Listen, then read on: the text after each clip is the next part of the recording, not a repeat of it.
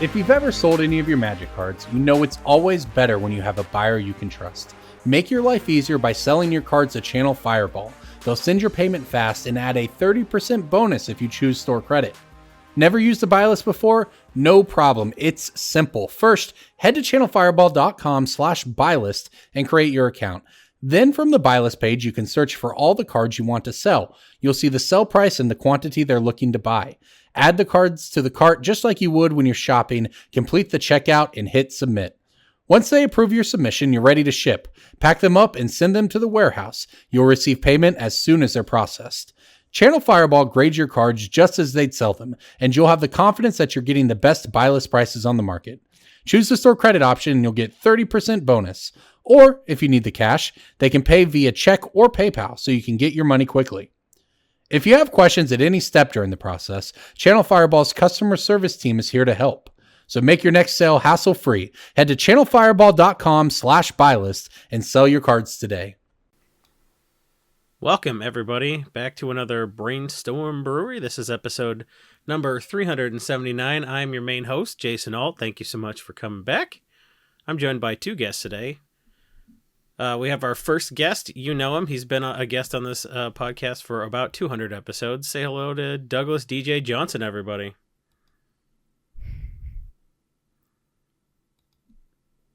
I'm waiting for them to say hello to me, so now I'm going to say hello. So am I. Oh, wait. Hello? No, the audience, the listeners. Well, if our other guest wants to say hello to Douglas DJ Johnson, that's fine. We are joined by a very special guest tonight. We are joined by comedian, podcaster, streamer, all-around entertainer, Ms. Rachel Weeks. Welcome to the cast. Hi, guys. Thank you so much for having me. I'm excited to be here. For those who don't know, Rachel is the co-host of the Command Sphere podcast, Commander Sphere, which she co-hosts with The Onion's Dan Sheehan. Is he still using The Onion as a primary credit? You guys know the Not a Wolf Twitter account? That dude. Yeah, that's probably the best one. He's coming out with a book for Not a Wolf. Yeah, let's plug his book. That'll be cool.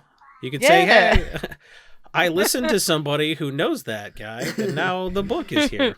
I also know a man with a book. That's my credit now. So Dan's book. Boycott Bolton's book is trending right now. Which we should do is buy Dan's book. Get it going.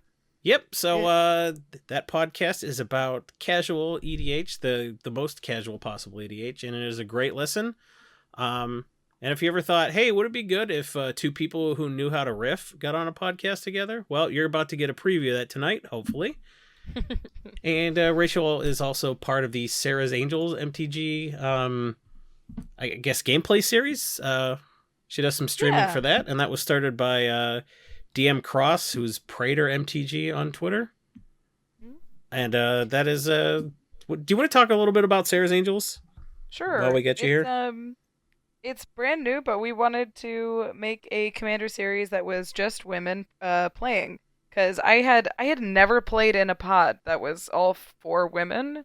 I've played in like 50-50 pods, but I never had a pod of all women. And Seth sort of went out of his way to make it happen. So it's 8 sort of female magic personalities. I don't know. We're all on Twitter. And we just stream casual EDH. It's been a lot of fun. I've never streamed before. So yesterday was my first stream. That's exciting. Yeah, it was fun. It is. It's momentous. And yep. If you have a dirty mouth, it's probably a little bit more stressful than you probably thought going in. They let us be pretty dirty on stream. But I don't swear too much. Just, only when it's gonna make what I say funnier. Only when it's necessary.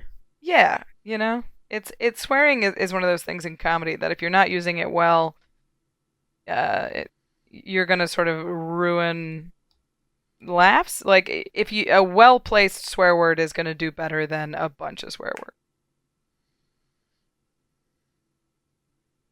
Yeah, but everybody does it a little bit differently.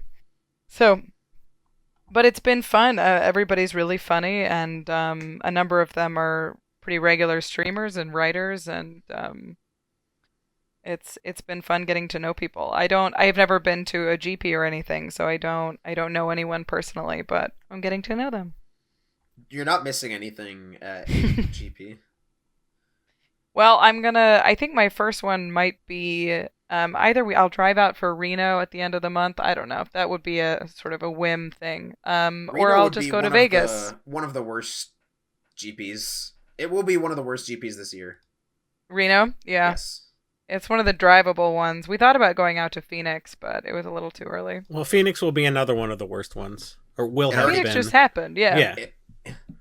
Yeah, I think Vegas is the one that we definitely have on our calendar. It's only a couple hours, and obviously is the big one. So we're excited about that. Well, I will most likely be at Vegas, if only to apologize for the fact that I have a small but necessary surgery scheduled for Grand Prix Detroit. So if you're looking forward to seeing me in D-Town, I will not be there. If you're looking forward to me not saying D-Town anymore, I agree. I didn't start that. I don't like it. I'm not It's gonna. better than Chi-Town. I'm from Chi-Town, so Yeah, I would be shy about saying that. yeah, it's not what it's not usually what I go with. You can just say Chicago. People like Chicago well enough. Or they don't. Or they don't. Justifiably. Either way, you're not gonna sneak it past them. It's a bunch of gun murders and sports franchises that used to be good. Oh yeah, well, that's my childhood. Is all they used to be good sports franchises. Remember the '96 Bulls, everybody? Good times. Oh yeah, the Bears were pretty good then too. Oh yeah, that's a good point. Oh yeah, I remember those days. Good old days. There was a time where Chicago had sports. Now it's just sort of the Blackhawks, although not this season. Not this season or last season or probably That's a touchy next subject for season. Jason. Uh-oh. That's my team. Yeah, I love the Blackhawks. I usually go to a game when I'm home, but I don't know too much about hockey. I just love watching it. I still need to pick a team. I haven't picked a team yet. Roll some dice. Pick a random one. That's It's what I'm fun. about to. I'm at that point. I It's- can't pick it's Buffalo. fun. Everyone It's all says I should pick arbitrary Buffalo, anyway. Because I'm from Syracuse, so I have like 9 teams within a drivable distance of me. Yeah, but if Okay. you started rooting for Buffalo now, they pick second every year, and eventually they're going to be good because they always pick second.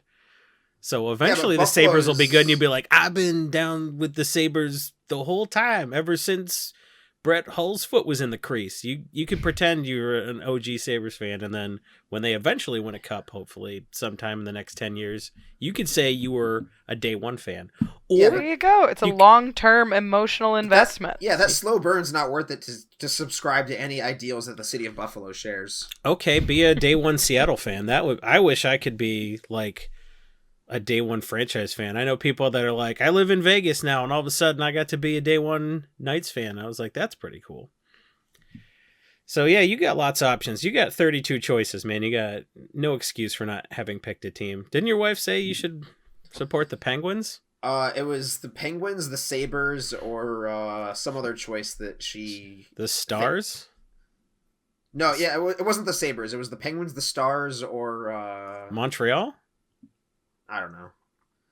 My brother-in-law's a big Stars fan. Her family's always supported the Penguins. I don't know.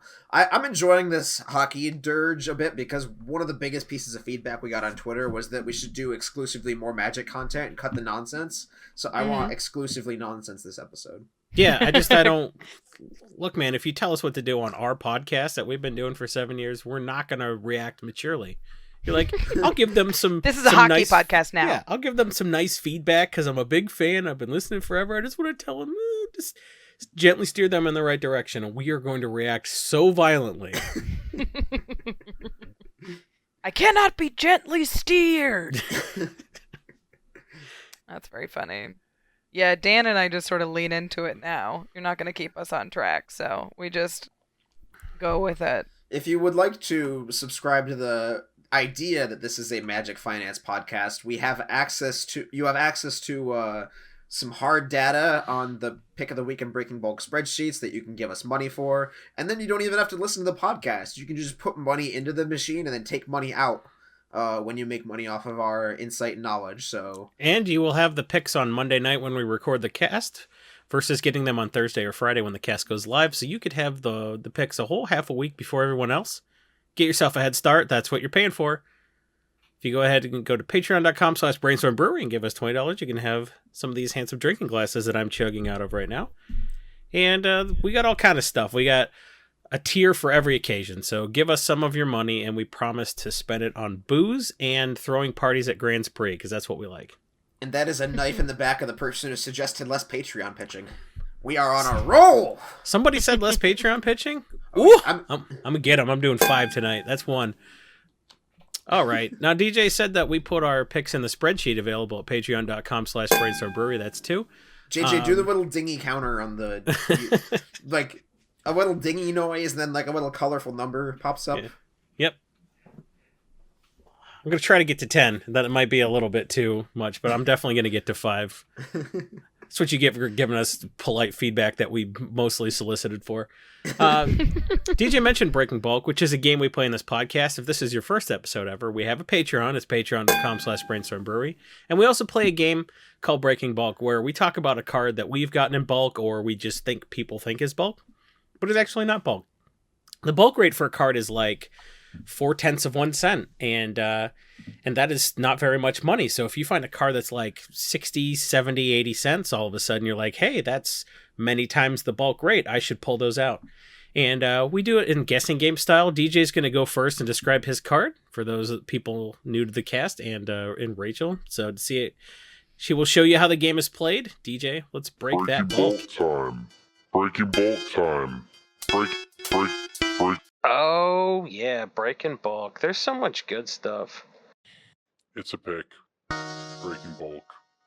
The end. Alright, so this is a card that has some degree of nostalgia for me because I opened it from a lot of booster packs back in the day when I was more of a player and less of a vendor. It is a Scars of Mirrodin rare. We don't always do rares in this podcast because... we rarely do rares because you don't get rares in bulk that often unless you buy bulk rares. Yeah, I mean, sometimes this is definitely kind of more of a... You might have bought it for 10 cents at one point for a commander deck, and then you threw it in a bulk rare bin after you took apart that commander deck, and now it's sitting in your bulk rares. And every once in a while, when you go through your bulk rares, when something like Plague of Vermin goes to $8,000, you should be picking other cards that have spiked to 80 or 90 cents or $1.50. And this is one of such cards. It is a Scars of Mirrodin blue rare. Is it that... Oh, man, is it the Knowledge Exploitation? No, that's... What am I thinking of? It's like there's like a pen. What am I thinking of? Are you thinking of Knowledge Pool or Distant Memories? No, perhaps. I'm not sure what I'm thinking of. Not Knowledge Pool. That's an artifact. Right. It just has a very blue name. How many blue rares from Scars do I know? There's Dissipation Field and Inexorable Tide. Those are already like legit. Quicksilver Gargantuan's mythic. I mean, I'll stop you right there because you hit it. It is Dissipation Field. Dissipation Field's not money already? It is. That's why it's the Breaking Bulk. I mean, it's like a $2.50 market price that I found in bulk rares recently. Oh, well, okay. That's many times the bulk rate of about I mean, well, the reason 8 to 10 cents per bulk rare. So yeah, the reason I found this in bulk rares is if you go to mtgstocks.com and look up the price graph, or if you're watching a YouTube video and JJ shoved that thing right in front of your face, this used to be a bulk rare, and I opened a lot of these from booster packs and Scars of Mirrodin, and I was very upset. But ever since around 2016, 2017, this card has just been on a steady, very steady 30% or 30-degree incline. It went from 77 cents, $1.25. It just slowly goes up and up and up and up, and it is nearly $3 now. So if you haven't touched your bulk rares in a couple years, this is going to be one that will surprise you because it has never been reprinted. It is a 4-mana blue enchantment. Whenever a permanent deals damage to you, return it to its owner's hand. Permanent. Nice little rattlesnake effect that can sometimes be generated into wacky combos. And but you bounce in EDH. It's so much more useful because your life total is higher, so you can like tank a few more hits and make them replay their creatures. But you're bouncing stuff that like just gives you chip damage, like it bounces mana barbs and stuff like that. So I mean, it kills tokens. that too makes tokens go away forever. So it's a very useful card, and I just assumed it was worth more just because it's so very useful.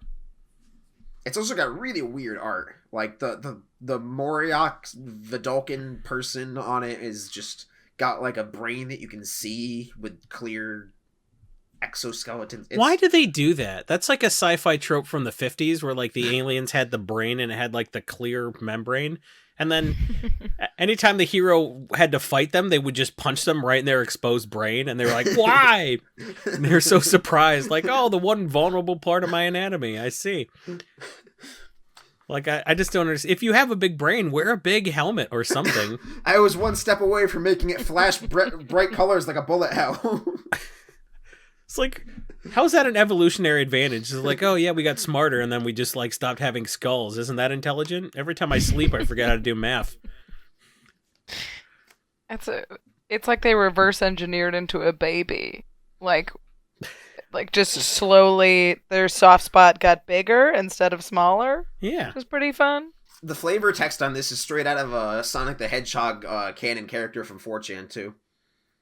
Strike me once, shame on you. Strike me twice, well, let's just see if you can. Nothing personnel, kid.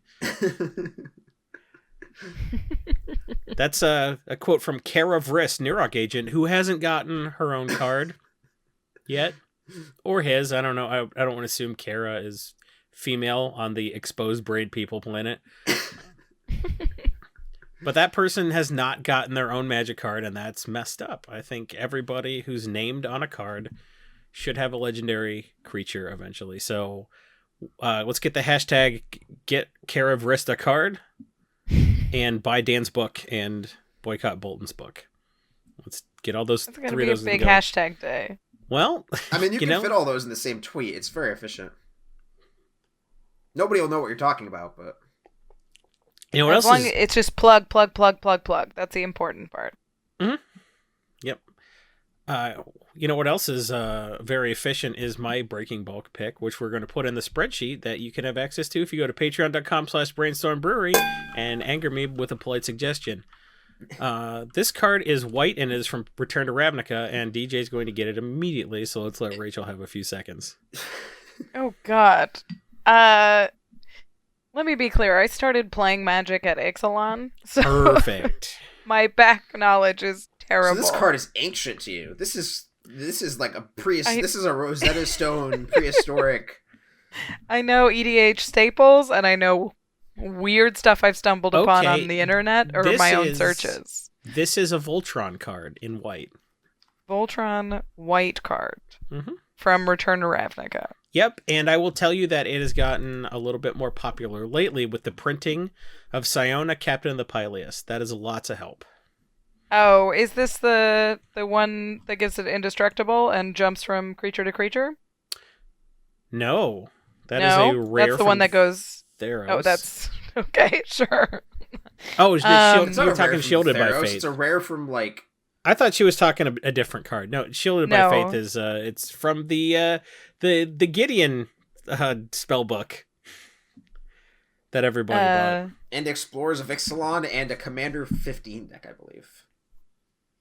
I am not going to get this one. That's okay. It is Ethereal Armor. Ethereal Armor is an aura that says enchanted creature gets 1/1 and for each enchantment you control and has first strike. Oh, nice. This is actually in one of my decks.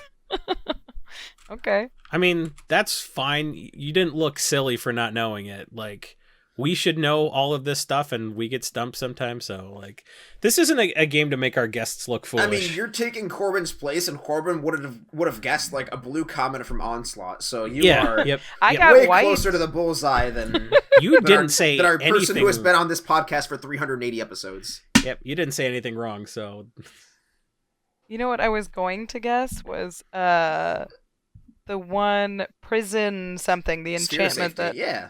No. It's got prison in it. Prison term? It's an aura prison term, right? Yep. That is from original Ravnica, so not too far off. Yeah, that would have been a good guess. See, you're already better at this than Corbin. See, that was the one I was thinking of. But that card actually seems super underplayed in EDH, prison term.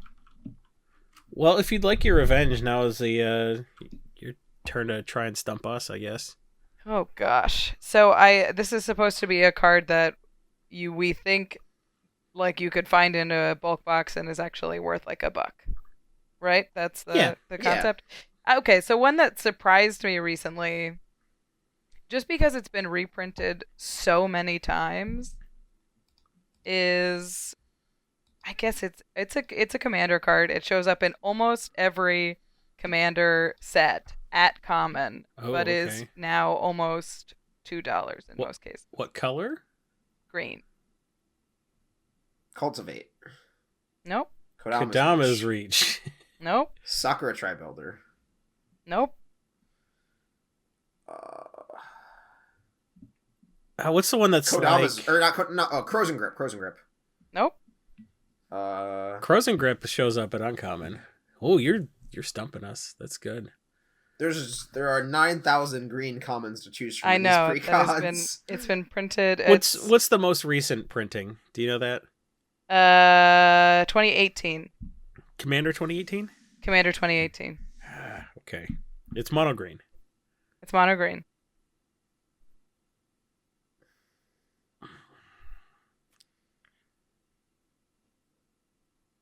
Prices are kind of all over the place on here. But we can talk about why that is in a second. Sure. Okay, one more clue. One more clue. I believe the first time it was printed was Shadowmoor. Farhaven Elf. Farhaven Elf. Is almost $1.50. That's like cool. Isn't that seems so expensive? It really does for something printed that often, yeah. So many times. And it's a great card. It's super it's a classic, but I don't see it enough for it to be at $1 in almost every printing. Yeah, Commander 2013, 14, 2018, Commander Anthology, and Shadowmoor. It's been printed 5 times at common and is still between $1 and $3. We don't really count Commander Anthology as a full printing, but yeah, that's... Sure, yeah, for printing. One of the other things we talk about in this podcast sometimes that we've mentioned previously, but it's been a while, is that the rarity, when you're talking about rarity in Commander precons, it's very, very skewed. So, right, of course. Like, common in a normal set means that you find it in 1 in every X booster packs. Right. But in the Commander decks, it usually means you find it in X number of decks. So, like... Path of Ancestry being common means it's in every deck. Farhaven Elf being common means it's generally going to be in every deck of its color, so like green. But when you come into like the rarity of, this is a rare from a commander set, that doesn't necessarily mean that people open packs for it. You have the same number of Kainos and Terios or whatever as you do like any other rare from C16. Just because one's mythic and one's rare, you have the same number of Farhaven Elves, or maybe twice as many depending on the deck it's in as like Lord Windgrace or whatever. So like Lord Windgrace and Farhaven Elf, even though they're from the same set with different rarities, quote quote, have artificially generated supply. So like Thought Vessel's another good example of this, where like it's a quote common, but it's $7 for a Thought Vessel. Interesting. That one just stuck out to me when I was selling bulk recently. But I guess that makes sense. If it's only getting printed in Commander stuff, then depends on how good the Commander set was that year that it got opened. Yeah, and there's a lot of instances where the number of copies put into the market through the Commander decks don't reflect the number of copies that get put onto the open market, like TCG Player, eBay, or other platforms like that. Because, I mean, Sol Ring's a good example of this, where, like, how many Commander decks do you think get opened, and then the Sol Ring stays in the deck? It doesn't go on TCG Player. The Sol Ring doesn't necessarily go out into the Aether or put into the supply. It just, I bought a Lord Windgrace deck, my Sol Ring's already in it, so... Because I'm building the Lord Windgrace deck, exactly. So, like, all the stuff that is... Because the way people build, they have a tendency to not start from 0 if they're building from a precon. When people aren't building from a precon, they start with 0 cards. Well, they start with 1 card, Sol Ring. But if they're starting from a precon, they'll start with 100 cards, cut down as far as they want, and then build back up with the stuff they're replacing. So some of the stuff that like isn't maybe that good that you would put it in the deck if you build it from 0 cards up, just seems just good enough not to cut, so it ends up in the deck. So a lot of those cards are worth a little bit more than they probably should be, just because people who are building from the pre-con aren't really willing to take them out. Sure. That makes sense. God, the foil is very expensive. Oh yeah, and It's that's just from another- Shadowmoor. Yeah, that's another one where Yeah. it's like there's one foil printing of this card and 900 Right. non-foil printings. So Right. guess what? Yeah, Laurel and Morningtide, Shadowmoor, Eventide are banned sets from Breaking Bulk just because there's so many like ridiculous cards. Oh yeah, You're for like, sure. Spike Mirror's how much? And it was in a dual deck? What the hell? So we banned those sets just because it would be too Yeah. easy. Sure. Yep, so like foils especially from that set, all kind of stuff is Foil money. prison term is from Shadowmoor, and if I had to guess, it'd be like $8. Well, I'm on Channel Fireball right now. Let me look that up. Channel Fireball, our sponsor. You heard Corbin do the ad read, right? We cut that in, maybe. Prison At some term point. foil. Channel Fireball's got foil prison terms for $350, Wow. and they still have 4 in stock. So go to our sponsor, Channel Fireball, for all your foil prison term needs. 4 of you, or one of you buying 4 copies. I guess that card was from Ravnica, but it is actually from Shadowmoor. Yeah, I love those sets. A lot of my favorite cards that end up going in decks are from Shadowmoor and Lorwyn. I think Even my- though I started playing really recently. I think my favorite card that I've never cast is Korath Knight. Oh, Kalrath Knight. Oh boy. Like that's Um, I've looked at that card so many times and theory crafted so many decks over the course of the time I've been playing this game, and I've never cast that card once. I don't Good. think I know this card. How do you Kolrath? Kulrath. Oh, Kull. Sure. She thought you were saying Cool Ranch Knight. Ooh. Sponsor us, Doritos. You cowards. You'll do a dumb meme for Michael Bloomberg, or you won't sponsor our awesome podcast. You suck. Kalrath Knight is a 5-drop 3/3 flying knight with Wither, and creatures your opponents control with counters on them can attack or block. And there are lots of ways to put counters on stuff. Pretty Yeah, I mean, good. Shadowmoor, there's yeah. also just lots of ways that things get counters, like Skullbriar and like just anything with any kind of counter imaginable. Just Yep. it just It doesn't have to be -1/-1 counter supplied by you. It's any kind of counter, which is they amazing. can turn a planeswalker into a creature, and now it can't attack because it has loyalty counters. Like Suck it, it Gideon. negates all I was Gideons. gonna say yeah. Gideon specifically, or the what's the guy that turns them all into a dragon? Sarkin. Sarkin, the red Sarkin. That's funny. All right, Jason, what do you got for Breaking Bulk? Oh, you didn't. Should I go again? Did you? Oh, what was yours? Ethereal Armor. Well, if you don't know, you can go to patreon.com/Brainstorm Brewery and have access to the spreadsheet where you will get all of our picks tonight when we record and not tonight when you're listening. That's very confusing. Yep, and I think talking about kind of the EDH reprints and that kind of stuff is a nice lead into our main topic that we invited Rachel on to talk about, which is casual EDH and just casual Magic in general. It's something that a lot of financiers don't understand as well because there's not a lot of data. So if you're not doing your own sales or your own on the floor buying, trading, selling kind of stuff, going out and meeting the people, you might not understand casual as well. So I invited Rachel on because she's got a new podcast, as we said, called Commander Sphere, and it is all about very, very casual EDH. Would you like to plug your podcast a little? Yeah. So, Dan and I like playing, and I think a lot more people than we really talk about like playing Commander just because you're getting 4 people together in a room. It's game night, but it has an added sort of level of creativity to it, and it doesn't come with this sort of need to win. You're competing against your friends, so you're trying you're trying to win, but you're not playing at this level that I think gets streamed a lot or that gets shown on YouTube a lot.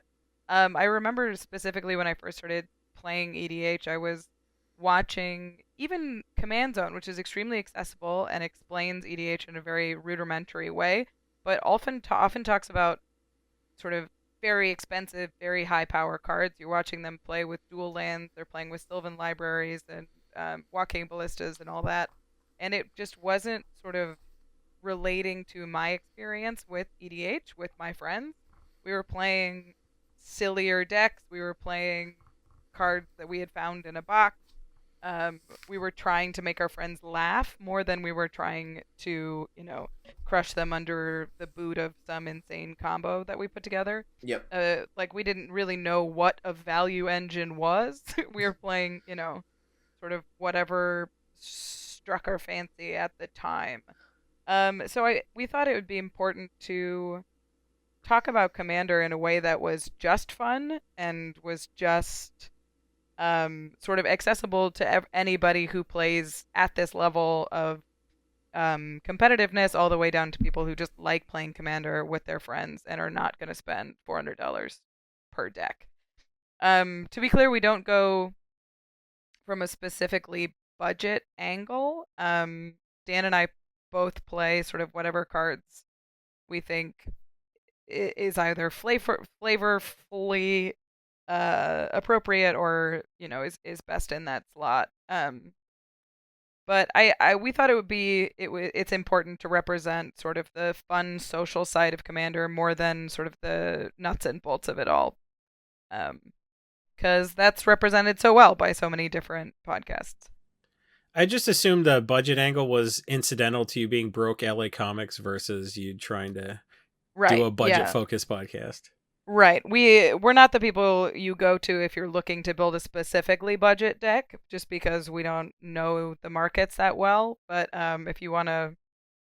but we're not going to buy... I don't have dual lands. I just bought fetch lands for the first time. Dan and I both play with proxies. So it's... we play on budget just because that's what normal people like at... I feel like a large population of the Commander... players do. Well, yeah, I mean, there's also market research to back that up. A lot of that is data that Wizards keeps locked behind closed doors, but they've gone public a number of times, and people like Mark Rosewater and Aaron Forsyth, who are generally the face of the game, so to speak, in terms of public outreach, they have said multiple times that the most popular format played overall, just with Magic as a game, is just cards I own. Right. That's not a standard. That's not Commander. That's not... I mean, it can be Commander, but it's not Modern. It's not Pioneer. It's not Legacy, Pauper, whatever. It's just people who go to Walmart and buy dual decks or just booster packs when they're checking out with their kids or whatever. Target, Amazon, just these huge mass marketplaces where people interact with Magic on such a less interactive level, who don't go to the subreddit, who don't follow pros on Twitter, just like that's such a massive portion of the game. People who have never heard of a Magic podcast, who have never gone to a local game store. There's just this huge market share of Magic that is just almost like this undiscovered tribe, so to speak, of like just people who don't interact with the game on nearly any sort of like easy to quantify level. Yeah. If they don't have a DCI number, but the packs are disappearing at Walmart, they're going somewhere. Right. Their format is Somebody 70 card, is buying... all the goblin cards I own. Yes. Right. And we've talked about that recently, about how, like, when you build your first deck, your inclination is to go toward tribal. Like, the most powerful decks you play against when you first start Magic is like Merfolk or Goblins or Elves. Elves, oh my god. There was an unstoppable 60-card casual Elves deck in my first meta. Because your first inclination is to, when interacting with the game, is just to do something powerful and not to stop your opponent from doing something powerful. So like Pyroclasm and Day of Judgment are not cards that appear on your radar as something that will wreck face until you've interacted with that sort of threat. Right. It's definitely a more proactive type of play. I swear I didn't run removal for the first year that I played Magic. Like, it's... Yeah. You just... you want to put creatures on the board, you want to have permanence, you want to have you want want to swing at your friend. You want to engage in that fantasy. You want to build the. I mean, we all interacted with this game on some degree when we first started playing because we wanted to build on some sort of fantasy army or some sort of lore attachment or the art of the cards or just something that you wanted to summon or some ally you thought was cool or some planeswalker you wanted to resemble or see yourself in. Right. And that's what I think is such a cool opportunity that you have in Commander is you have just this infinite card pool to build whatever little world, whatever little machine you want to create. And you have all these tools to do that. And I think it's cool. I think that part of Commander can be encouraged and should be encouraged. Obviously, people like it. We see stuff like Chair Tribal. I just saw a guy who was doing Big Mouth Tribal. Like, you just want to... I built a 5-color My Little Pony deck with the 3 uncards that came out recently. It's just fun to make something fun to play with your friends. It's a fun thing to show off. Yeah, I mean... will it compete against the Urza deck at my game store? Absolutely not. But it's fun to play. My favorite Commander deck that I took apart and then rebuilt because I loved it so much is Tribal Rogues. That's awesome. There's many a creature that people don't think about being a rogue when I play it. Until he's triggering Prowl with it. Yeah, like True Name Nemesis. Prowl is so good! One of the most powerful creatures in Legacy, True Name Nemesis. Merfolk, but also a rogue, so it will hit you and it will draw a card with Sig River Cutthroat. And it will get a Cloak and Dagger equipped to it for free when I play it, and all that jazz. Plus, like, what a cool flavor that is. You get to be like, yeah, this is my deck. It's a bunch of rogues hanging out at, like, a real cool bar. Like, that's awesome. Like, that's why I wish Wizards would leave it alone, because I was thinking about this today, about all the cards that Arcane Signet made obsolete. Because I was looking at deck lists with Charcoal Diamond. I was like, nobody's going to play Charcoal Diamond. I love the diamonds. I know I shouldn't, but I think they're cool. I mean, they come into play tabbed. Who cares? You got Arcane Signet now. Like, yeah, I know. Felwar Stone, all the diamonds, maybe Mind Stone to an extent. It's just so many cards that people were like, oh, I found the specific card that works in this instance, have been made obsolete by a card that's like, I work in all instances and I'm here to sell $20 Brawl decks at Target. It's really disappointing. I wish they'd leave it alone. The card that made me the most excited in this most recent Theros set is not the cards that are crazy powerful. It's the ones that are like weird and funny. Yeah. I loved Nadir Kraken. I think that's an incredible card design. With the tentacle tokens and the I just think that's such a fun card to play, and I wanted to find a spot for it immediately. Mm-hmm. So those people were talking about Illyrios, and they're like, this card sucks, no one will ever play it past sealed. And you're like, yeah, but it's hilarious. Like, what a weird little thing. I like watching, when you can tell that the person that made the card had some fun with it, did something a little, interesting and flavorful. And I think that stuff is really cool and can really shine in a format like Commander. I like when the flavor sticks around, because we had Gavin Verheyes, I guess, on this podcast, and he told us the reason Teferi's Protection was in the Vampires deck was he wanted the concept of, vampires aren't able to be killed if they can turn into bats and get away. So he's like, what if all your stuff turned into bats? And then it just ended up Teferi's Protection, which is just like, don't lose the game. White card, $30. There you go, idiots. Buy the Vampire deck. It kept none of the flavor in it. What would have been so bad about Turn to Bats, Right, yeah. I think, I loved the Blob Frog card. I think that's fun. One of my favorite removal spells when I first started playing Magic Blob Frog? was Turn to Frog. I think that's a hilarious card. Just because you get to, you could turn a Shieldred into a frog for a second, and that's so stupid. But I like those cards make me laugh more than, Dan and I both play Hot Soup in a deck because it's way funnier than Whisper Silkcloak. It's real good with the Zergo too. It's very good with Zergo. But it's just it's just makes me laugh that if he spills the soup he dies. That's really funny.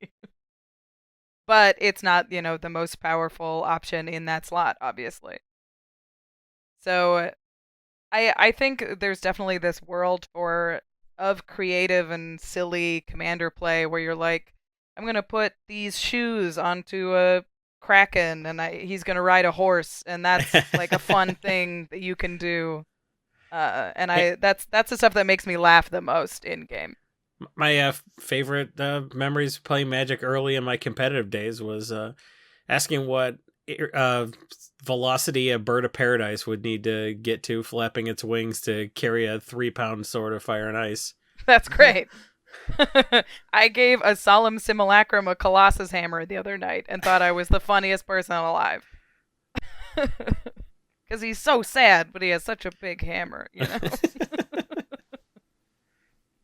I think that stuff is the most, like, one of my favorite EDH memories was I used the card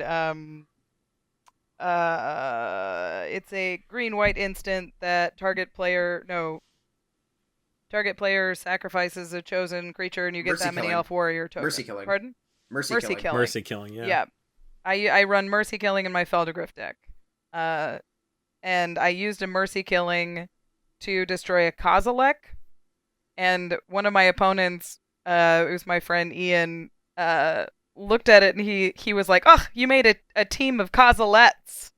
Like they were a little Palms cheer squad that like Kozilek had burst into this little group of dancers. And that's the funniest thing I've ever heard in my life. Is that this Eldrazi exploded into a dance team was like, I think that's so funny. We don't I'd do rather- enough things for the lulz in this format, and that's too bad. Like, if Yeah. you want to be serious, go play 60 card, right? Right, you can play modern. There's a space for you. So it's hard when you we started playing at a game store and the power level gets kicked up a notch, and that's fine. I'm happy to play at a higher power level. But this last episode, Dan talked about how he gets flack for playing Goblin Game, and he just because he thinks it's funny. It's a fun, quick card. It's a sorcery. People are like, that's chaos, and you're like, nah, it's a sorcery. It's done. People We're get so moving on. mad at chaos. I'm like, it's EDH. Well, I think Yeah. people get chaos and stacks confused. Right. I There mean, is maybe. a line where chaos becomes stacks, Yes. where you cannot play your deck. But Goblin Game is far from that line. Yes. Goblin Game is a card where you pick a number. Whoever picks the lowest number loses half their life. Everybody else loses the number they picked. That's it. That's the whole card. And people are like, ugh. Like, you're playing a casual format. Sometimes you're going to play against Yeah, some 7-drop sorcery. It's going to be fine. Sometimes you have to bid life for Plague of Vermin. Try hard. Deal with it. Just do it. It's so much more fun if you just play the silly old card. Anybody? I I had a dude mad that I warp worlded when he had more permanents than anybody else. Right. People get really upset when a card takes a long time to resolve, and you're like, it's a fun thing. I just play the game. It's I don't- Scheherazade. Deal with it. Come on, we're gonna play a sub game. It'll be fine. I think it's fun. One of my favorite memories it was when I first started playing. A guy played Thieves Auction, and I was playing my Windgrace deck, and I grabbed. He grabbed his commander. I grabbed Omnath Locust of Rage, and then 13 lands. And that triggers 13 landfall triggers. I untapped with 13 lands and Omnath and 13 elementals. And everybody else had like random stuff. And then I was like, okay, well, Thieves Auction is now going in every landfall deck I ever make. Because that's so ridiculous. It's so ridiculous. Everybody thinks that the contention is between competitive EDH and casual EDH. But I think that's not the rift at all. The problem is powerful casual EDH and fun, like focused, funny casual EDH. Because they both exist in that, like under that sphere.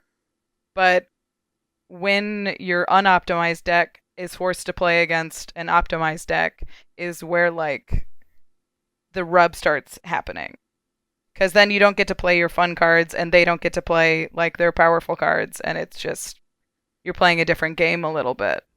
I think the most miserable experience is for the person that shows up and they're like, I'm playing competitive EDH, and the competitive EDH player's like, bro, you don't even have Mana Vault, your deck's garbage. Everybody knows Right. when you play Edric Flying Men, you have to have these 100 cards or your deck is a piece of trash. Get out of here. So like, Right. I guess I'm not CEDH. And then they go like, I'm casual, I guess, and they pub stomp the table on turn 3. And they're Right. like, nobody wants me. Like, I feel They're- bad they're- for those people. There has to be a window between casual and competitive because there's decks that are not strictly not competitive that my decks cannot compete against because I just don't run the level of interaction that you need to compete against a deck like that. Like I run a lot of interaction, but I don't run 10 removal spells. I run 5. Yeah, because you absolutely have to have 2 of them for the person with their combo on turn 3 and the counterspell they got to make sure Right. their combo goes off. Yeah. Right. So it's this problem where it's like I'm playing casual EDH. I probably play most of my decks are probably like 6s and 7s. Like 6 leaning toward 6. But we do play against a number of like 8. And that's a tough rift to fill just because like I'd rather run Hot Soup than Whisper Silk Cloak. And they're running Sylvan Library rather than Harmonize. It's just a big gap. One of my sorry. No, go ahead. I don't. One of think my I had a- favorite aspects of my Gonti deck that is relatively infamous is that it has roughly a additional 100 card sideboard where I just sort of adjust the deck to the power level of the group because Gonti himself is very good at playing the power level of the table. If you're playing pre-con stuff, so am I. And the deck Wow, that has... sounds a lot like 75% theory you're parroting, and I really appreciate that, DJ. And the deck has Mana Crypt in it. It's got Demonic Tutor. It's got Vampiric Tutor. It's got all the fun stuff for me to play Gonti on turn 2 and then combo off with their Kiki Jiki Exarch or play their Expropriate on turn 5 or whatever. But if I'm playing against precons, I can cut all the tutors, all the efficient mana rocks, and then I just have big, dumb 7 mana black creatures that I'd like to play, like Herald of Leshrac and... Sure. what's Curse of the Cabal, the suspend one that like forces them to sack stuff every turn, just like a bunch of nonsense like that I just love to throw in there if I'm playing against lower power level decks. But that's why Gonti and Memnarch and Centriplets are the perfect 75% commanders, because you don't even have to change your deck really if you're like, as a Gonti deck, if I know I'm playing against a bunch of precons, I will just go all in on casting Gonti as many times as I can. And the cards I'm going to get are their cards. Yeah. So, like, they can deal with their cards because they're in their deck. So whatever the power level of their deck is, it's going to be reflected on the stuff I steal from them. That's why I love Bribery. Even like a Lazav Mastermind or the copied, like a copies deck is great for matching power level. Oh, like you you don't want everyone drawing 1,000,000 cards because we have 3 Consecrated Sphinxes on the table? Well, I didn't bring a Consecrated Sphinx. I brought whatever clone effect. So this is your some fault. 20-cent clone. Oh yeah. I stole somebody's Expropriate, cast it, and then everyone at the table voted for time, and then they were the ones that got upset. You cast it. What did everyone else vote for time? Man, I love Narset's Reversal so much just because of that stuff. Like, I do not run Cyclonic Rift in any of my decks right now. I have, but I do not run it, but it's very fun to Narset's Reversal somebody's overloaded Cyclonic Rift. Like, now you did this. Now you're going to pay the price. This is what you've been doing to people. How's it feel? I love that. I think it's fun. I built a deck that was specifically to force combat because most of my decks are... I have a Thantis deck.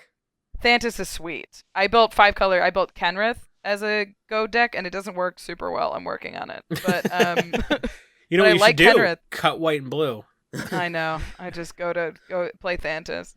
I thought about building Marisi, because I like Marisi a lot. But Marisi, you need like all those little like evasive creatures, which I don't really want to do. So just build Thantis. Thantis is just give everyone big tokens, then make everybody attack. That's and so fun. like you I keep love like that kind of you stuff. keep like 40 of the cards in the precon. Like it's already pretty budget just because you spend $35 for half the deck. Corbin got really mad at us in Indy because we were playing a 4-color game. He brought out his most powerful deck, And I played turn 2 Hunted Horror, then gave the tokens to my wife, and we attacked him for like 17 or something on turn 2. So fun. Or it was So turn 1 fun. Mass Hysteria, turn 2 Hunted Horror, attacking for 7, then Emily Mass attacked him for hysteria. 6. I love the hunted creatures. I really like a world chant. I like Allurin, obviously is great, but I like what's the 1-drop red enchantment that gives everything haste? That's Mass Hysteria. Mass yeah. hysteria. Mass Hysteria. People are like, that card's dangerous, and you're like, no, it's fun. It is dangerous. No, That's why Lifeline it's fun. is dangerous, and we should play more Lifeline effects. It's like, yeah, I'm gonna get a loop going, and maybe my opponents will do some stuff, but screw it. This is chaos, big stuff baby. is happening. Big Yeah. stuff. I think that's fun. I ran. Oh God. I'm just gonna describe cards, and you're gonna tell me what they are. Hey, It's I'm called sorry, Awakening. but the role of funny person who describes cards that they don't know the name of is sort of my thing on this podcast. Great. I'm so bad with card names. I don't. I'm terrible. I can tell you what so many my cards. one do. kid was telling me about that. What's her name? Anyway, I ran Awakening in Feldergriff, and people are like, "What? yes. Why would you run this?" And I'm like, "It does crazy stuff. It's so I don't know. good. It's fun." Give the table a Seedborn Muse? That seems neat.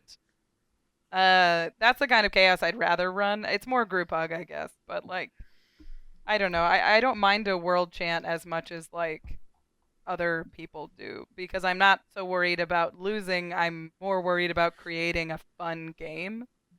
Like Pandemonium is one of my favorite cards of all time. I want to see some crazy shit. Yeah. Yep.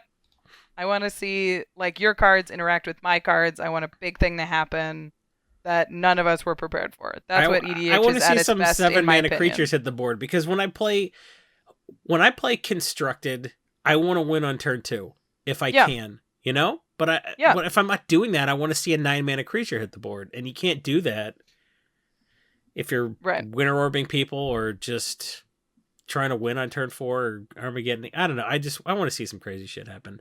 I want someone to summon something that I am not quite sure how to deal with. Yeah. And then you have to figure it out. That's my favorite thing, is figuring it out. Like, I don't run a ton of combo decks just because if it wins the same way, I'm not as interested in it. Like, my Sidisi deck is so much fun to play because it can win through combat, it can win through mill, it can win through, it runs Rise of the Dark Realm, so just, like, mass reanimate. Oh my god, are you me? It's fun. It's more fun.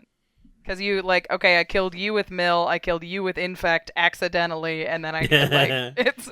Yeah, I hate linearity. That's why I don't run cards like Laboratory Maniac, or I guess, Thassa's Oracle and stuff like that. Because if you put that in there, you will eventually start cutting cards and approaching being the Lab Maniac deck. And all you do is just... Yeah, I think linearity is the enemy more than power level. Because it makes the deck feel boring. That's why I don't run tutors. I think that's the best thing about it being a singleton format, right? Is that your deck plays a little differently every time.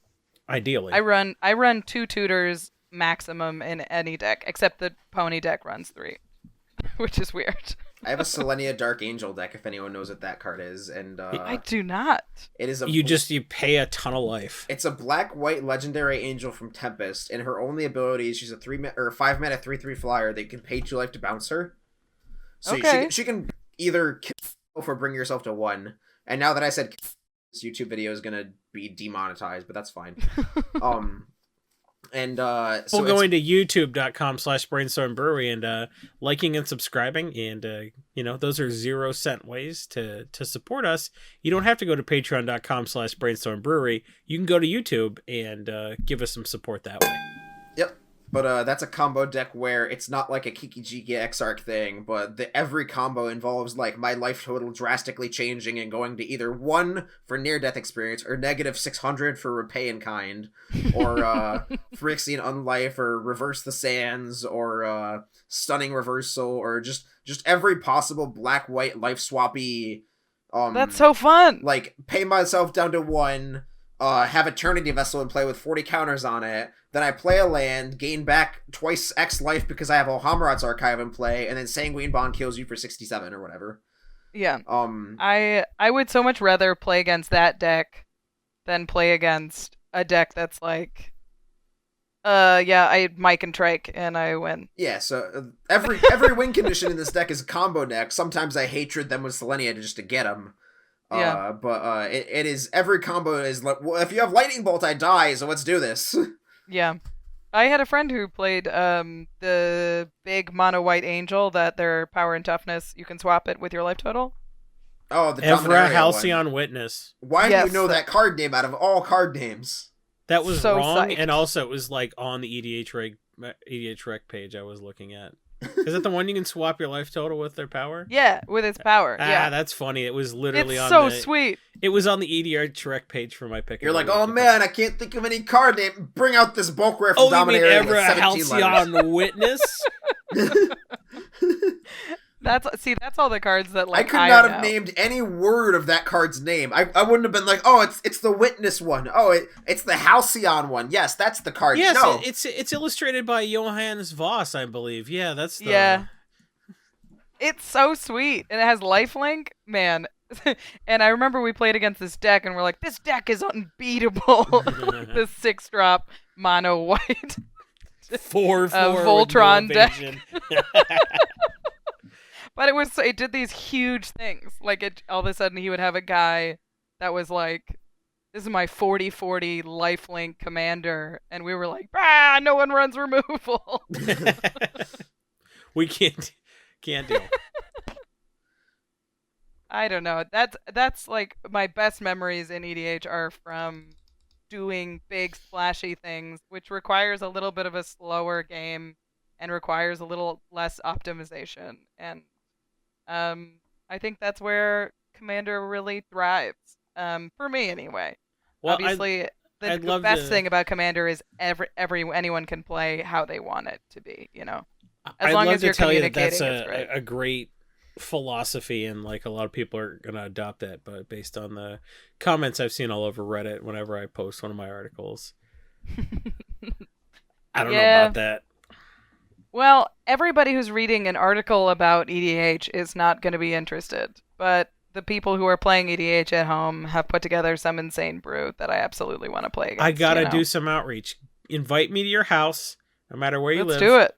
I have a 1-year-old and a 4-year-old. I cannot wait to get out of this house. I will drive 72 hours. I live in a garage in Burbank. Let's make it happen. I will stay away from my own family as long as possible to bring the message to the people that, hey, there's a new way to play ADH. And it's the way most people play it, but no one talks about. Yeah. Well, I mean, we still got to do work on the monetization of your what is it, the Kitchen Nightmare Commander version, where you just like hold 2 pieces of bread against somebody's head and tell them that they shouldn't have dissipation field in bulk or whatever. You're a triad sandwich. Oh Gotta God. get that project running. I'm more Guy Fieri than what's that guy's name? Gordon Ramsay. Yeah. So, Evra Halcyon Witness? I can't even say it now. Oh, yes. No, I got it. That card came out in Dominaria. That's so recent, and no one knows what it is. well, because you lost to it at the pre-release and got mad, and then, you know, a week later you forgot all about it because it never got played again. But what did get played is the cards in these Challenger decks. We should talk about these because these were just announced today. Yeah. Which is Monday when we recorded this. And No, when we they put got announced a couple days ago. Oh, 2 days ago it says, oh, well, you know what? That was not a weekday. So Monday was the first weekday. When they announced these on like Saturday. That's weird. That is weird. Usually they drop the biggest spoilers on Mondays. I mean, it was during Worlds is why they Oh. were showing stuff during Worlds. You know, Duh. DJ had to correct me. I was 2 seconds away from telling people that Mondays when we record and we put everything in the spreadsheet they have access to when they go to Brainstorm, patreon.com/Brainstorm Brewery. But DJ had to stifle my pitch with like a factual correction that, did that serve anything? Was anybody aided by knowing exactly when they made the announcement?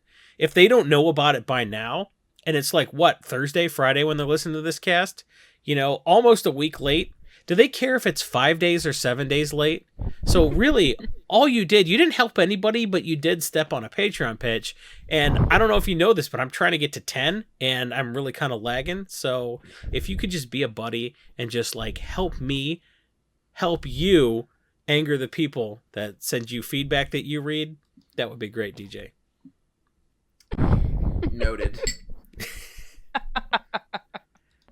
For more riffs like that, you can go to patreon.com/Brainstorm Brewery. We have the after hours, the outtakes from this podcast, and some of that stuff, me extendedly berating DJ, which people have told us not to do on YouTube because they went to YouTube and liked and subscribed and finger blasted the bell icon. I'm lost. I have no idea. I got in a pitch loop, and we were talking about the Challenger decks. Yep. I found it. I found my way back out. DJ, what do you think about these Challenger decks and the fact that the value is not evenly distributed throughout their contents whatsoever? I mean, I think they're fine. They are solid purchases if you are looking to have an on-ramp to FNM, which is what they're intended to be. If you are looking to just buy a bunch of them and brawl deck it out by going to Walmart and buying a bunch, I don't think they're for you. The Jeskai Fires deck is notably not great value-wise. Steam Vents and yeah, four Narsets. Yeah. I think that like the value is really not evenly distributed. Like you said, the Fires one has like a Steam Vents and like a Sarkhan the Masterless. The Adventure one might be the best just because it has the most like $3 cards. Question mark. There's a Fabled Passage in quite a few of them. And there's a Brazen Borrower in the Flash one. 4 Night Pack Ambushers. The Flash one also has Fabled Passage. Yep, there's Fabled Passage in a few decks, some castles, some temples. It's gonna get some lands out there. I think this is fine. I don't like these to flip, but I do like these if you would like to just show up at FNM and be like, I don't have a deck, and then like do okay. I really like these. And I think the value, even though it's not evenly distributed, I don't think there's one in particular that's going to like sell out like the first time they did it with the red one, where everyone only wanted the red one. It was like Hazaret and 4 Bomat Couriers or something stupid like that, and the deck was just I had a Hazaret and Chandra, which was like the big 1-2 punch. Oh, geez, that's right. Yeah, so these are... They're fine. Like, they exist and they do their job. I don't think that any of them are extremely backbreaking for the price of singles. Like, the cards that were being mass reprinted, like Night Pack Ambusher, weren't ever going to be worth a significant amount of money anyway. So, like... Well, but I dreamt that my Night Pack Ambusher spec would pay off eventually. And this was backbreaking, so don't talk about it like it didn't affect any of us, okay? Because some of us have the wound is still some of us have 150 Lightning Angels from 5 years ago that never paid off because they're like, what if we just printed a better card than Lightning Angel in every set? And now everyone just wants to talk about Manus Rider. So, you know what, DJ? Some people are affected by reprints, and we should pour one out for them. Noted. But I think this is gonna bring some prices down a little bit, but it's hard to say how much. I mean, I don't think that the 1-ofs will be affected. I think that the 4-ofs might be a little affected, but if you're holding on to 4 Brazen Borrowers for whatever reason, I don't think you need to fire sale them. Yeah, the mythics are... Yeah, they were good about not putting 2 money mythics in a deck. Because if there were like 2 Embercleaves in the Cavalcade Charge deck, like, forget about it. But they restrain themselves. If you need to build 4 EDH decks, maybe Cavalcade Charges gives you your 4 Tor brands, because every EDH deck I've built on Cool Stuff Inc. in like the last month has had a Tor brand in it. But it's just because I love Tor brand so much. I built a Torbran dual commander deck, and it's so much fun to play. But Yeah, it's just everything's turned up to 11. I like it. yeah, that's how I play. If it doesn't do too much, then it's not worth doing. Heartless Hitotsuga with Torbran. Ugh. Half their life +2. We did it. We did it, fam. So I wouldn't worry too much about these decks. I think they're just a fine thing that's going to happen. And if the price of Fabled Passage goes down, good, buy more. If you are invested in Fabled Passage because you listen to like, what's rule number 3 of MTG Finance? You know, invest in real estate is probably rule number 3, and we haven't codified these rules. So if that's rule number 3, and you're like, I bought Fabled Passage because of course I did, and the price went down, and you're like, I got blown out. No, you didn't. You have an opportunity to buy in for lower.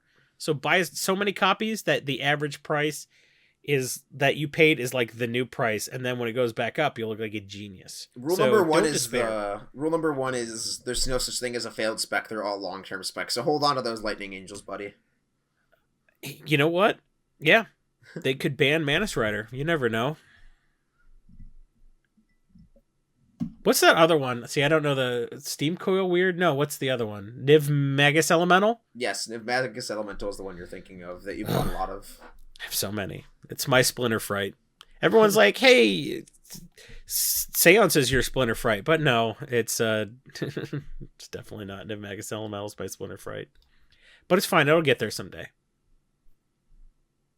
I believe in it. And if you believe in speccing, we have a segment that we do called Pick of the Week, where every single week we do a pick. We talk about a card that we think is bound to go up on the basis of stuff happening, or just its price is too low, or its stock is too low, and we think the card has, you know, the capacity to go up. So I'm gonna go first, I guess. Show you all how it's done. Pick of the week, pick of the week, pick of the week. Time for the pick of the week. I really like Gift of Immortality at its current price. See, when you were talking about Shielded by Faith when we were doing Breaking Bulk, and you said, oh, the card that goes onto the creature from the graveyard or whatever, I was like, no, that's my pick of the week. You were talking about Shielded by Faith, but Gift of Immortality is just as good in the Siona deck. Oh, for sure. That card's great. Now, for whatever reason, the only Theros Beyond Death deck that made the top decks of the week on EDH Rec was Siona, which is weird because like it had been slipping and like Croxa was creeping up. Mm-hmm. But this week, for whatever reason, Siona was the only Theros that made the top decks. 70 new decks in the last week. Wow. Yeah, for whatever reason. And I think it's cool, interesting design space that we haven't seen before. Yeah, people and it's like cheap deck the weird stuff. Yeah, it's cheap. There's a lot of 75-cent cards in that deck, and Gift of Immortality is like $2 right now. I think it's, you know, if it's not reprinted, I think that it could easily hit $5. Just on the basis of how good it is and how good it works in conjunction with Siona, and how it's one of those cards that, like, we talk about suspicious tech. Something like One with Nothing, you're like, why would they print this card? Gift of Immortality just seems like one of those cards like, why would you print something that could loop easily? And I think Gift of Immortality, it's original Theros, you know, it's an old card, so you know the card is always sold well for me, always. Yep, it's one of those cards like I can always sell this for $2, and then like a year from now I'd be like I can always sell this for $3. I just think it goes up, and if Siona's popular, there's no reason not to have Gifts of Immortality. Versus something like Shielded by Fate that's like got 1 million printings including the Gideon spellbook. So I like this a lot more. And at $2, I think this is a real low risk spec. It's also very, very good with Gerard. Higher. I'm always out of stock of this card. Well, there you go. It's also insanely good with Gerard, red-white Gerard that came out in Commander 2019. It's insanely good with him.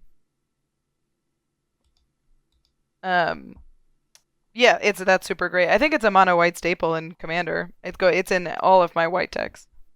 Okay, DJ, what is your pick of the week? My pick of the week kind of predicated on Pioneer. I don't think this card has like a whole ton of room to grow, but it's just something I've noticed creeping up. Well, those are the best picks of the week, right? Where there's no room to grow and you just spend a bunch of money and then make the same amount of money minus fees selling out. I like it. I mean, it's a card that if you own, I would keep hold of. All right. But it is Unmoored Ego. There's been a lot of combo decks showing up in Pioneer, like the Underworld Breach deck and the Inverter of Truth deck. Unmoored Ego is one of a few ways in Pioneer to just like suck a lot of power out of combo decks that rely on a few specific cards. Okay. Now, Rachel, I'm told you came prepared with a pick of the week. A card you think should be worth more money, and it's not Helm of Possession? It's not Helm of Possession. A card that I'm always surprised at how cheap it is Sevin's Reclamation. Right now it's at $3, and it's a cheap Sun Titan that flashes back to bring 2 things back. It's ramp if you have a fetch land in your graveyard in mono white. I am never bummed to have a Sevin's Reclamation in my hand, and I honestly am always surprised it's only $3. Yeah, this is just one of those cards like, you know, the deck it was in had a lot of expensive stuff, so like there was no pressure on this card to be worth any money, so you know, nobody's busting the deck open to get at these, but this is a card that I think is probably underplayed, and I think if people really read it, I think if it cracked on the right stream, if it did something important on the right stream, it could really blow up. But I also just think it should go in white decks. Having flashback. It flashes back and brings 2 things back. Yeah. So in combo decks, it's great. It's awesome in my Feldergriff deck because it can bring 2. It can hit all of my combo pieces, and it can just sit in the graveyard and do that for you. I think Sevin's Reclamation is extremely underplayed, and if they don't reprint it, could be real expensive. I do not see this getting reprinted. I think the reprint risk is fairly low, so that's positive. Yeah, that's my pick. I don't know anything, but that's the card I like that should be in more decks and is only $3. Well, you don't know nothing, too, so that's solid. I don't hate that at all. Not that I would tell you. I wouldn't be like, ooh, what a shit pick, like right to your face. So you don't know if I like it or not, but I don't not like it. While we're talking about mono white ones, I think Mandate of Peace is very good too. I don't even know what that card does, so that's the end the combat step immediately one from C19, I believe. Nobody can play spells anymore. It's like a silence. Yeah. It's like a silence fog kind of thing. Oh, it's like everybody's got spacer bars on for some reason. That's weird. Yeah, I think it's just more. It has more utility in it than people are putting on it. Yeah. Oh, it's like an Orm's chant. Kind of. Yeah. I mean, this would be good on a Scepter more so than Orm's chant, maybe. It'd be very good on a Scepter. I mean, it fogs. It protects your guys. It ends combos depending. I think it's underplayed and great, especially in Dual Commander. Oh man, this on a Scepter and Dual Commander is brutal. It's nasty, yeah. Are you sure you're a casual player? Because well, I play largely casual, but I've been more and more into Dual Commander, and it's been fun doing some more broken stuff in a little more without considering feeling, you know. Cool. That awkward silence means it might be time to put a bow on this podcast and wrap it up.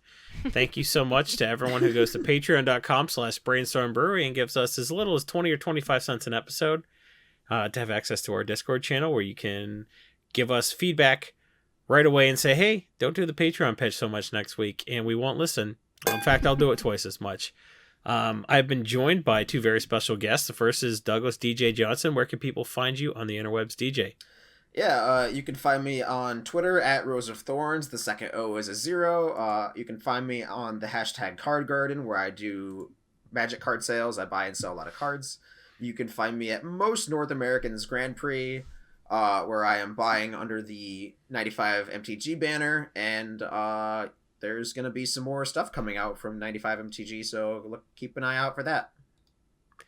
And our other guest, comedian, designer, planeswalker, podcaster, all-around entertainer, cat mom, Rachel Weeks. Where can people find you on the interwebs? Twitter's probably best. I'm on Twitter at Wachel Reeks, WACHELREEKS.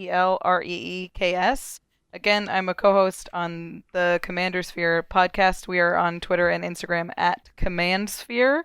And I'm going to be streaming whenever they let me on Sarah's Angels, and that's Sarah's Angels MTG on Twitter. All right, we did it. We landed the plane. Thank you so much for listening, everybody. Thank you so much for going to patreon.com/Brainstorm Brewery and giving us money. We will be back next week with Corbin Hostler, unfortunately. But if you want to go to patreon.com/Brainstorm Brewery and get access to the after hours, we have other stuff there too. Ding. I mean, I just assume he's like doing a fade out during that, and he like cut that off, and that's the last thing they hear is like me vaguely whispering. The Patreon pitch. That's fine.